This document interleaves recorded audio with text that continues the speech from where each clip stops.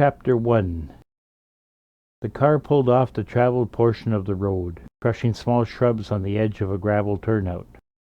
Pussy willow, Mo thought. The vehicle stopped on flat ground with long grass and goldenrod all about. From a short distance, the car appeared to be floating on a prairie sea, with ripe seed heads waving in the breeze. Most would have not dared to park there, but the old man behind the wheel knew that he had stopped on the old gravel schoolyard, hidden by the decades since they had torn the building down. He remembered when they had built the place, the year he started grade 1. The most vivid memory was of what seemed like the huge steam shovel that dug the water line and the oakum and solder at the joints. The digging machine was neither large nor powered by steam.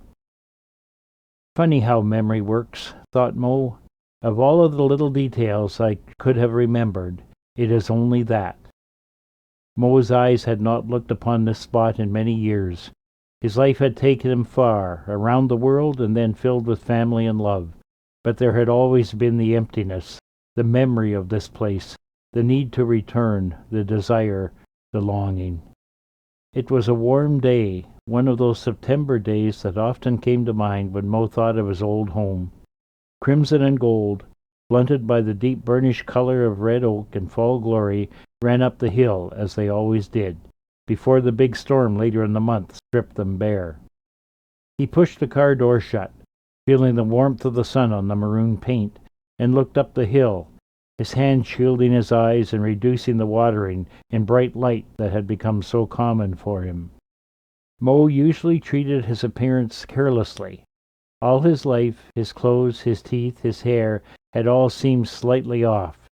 The gap in his front teeth led to avoiding smiling, and when someone expected a smile, he forced it.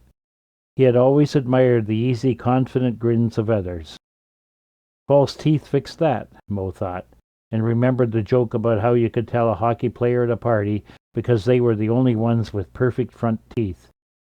His hair and beard had always been a dynamic adventure, with Mo's appearance lately cycling between Santa Claus and the retired civil servant look.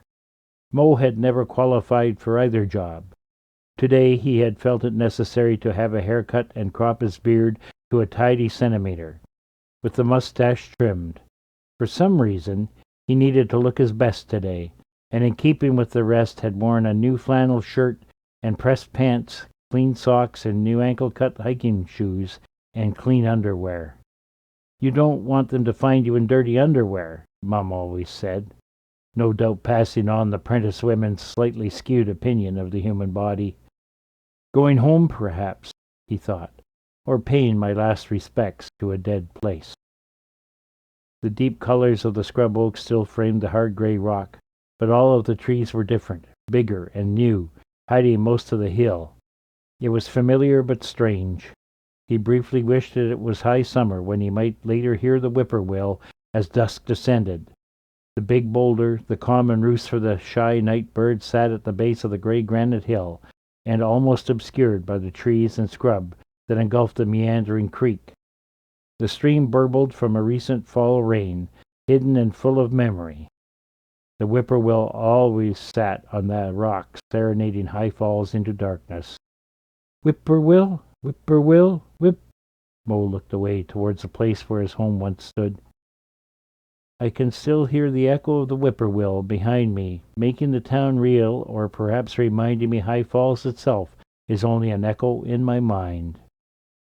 Mo turned back to stare at the rock slope that had once been bare, with a few sumacs and a lot of thick rock moss clinging to whatever fracture and ledge the last ice sheet had left, and broken by concrete footings of the long-gone railway trestle.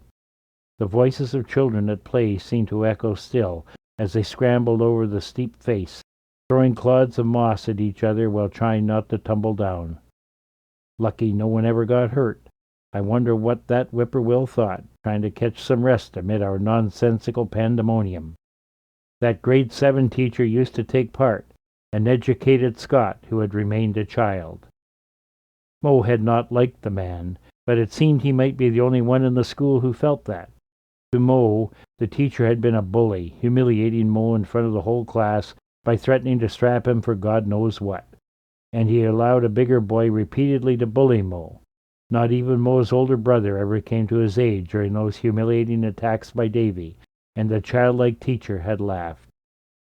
My friend, Warren, before he died, told me how much he admired that teacher and how the man had opened Warren's eyes to the world. Of course, the teacher lived with the Eversheds, so Warren got to know him outside of school and saw a side of the man hidden from me. Life is not simple.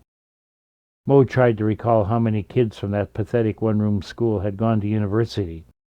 It seemed an impossibly large number, and even more important, most of the kids had gone on to satisfying, successful lives other than through school. It was the times, thought Mo. Expansion, optimism, a faith in intellectualism, and everyone had a firm belief that as adults we were expected to take care of ourselves. You could get a good job almost as soon as you were 16, even if you did not excel at school. Companies expected to train you on the job then, not dump that cost onto the school system.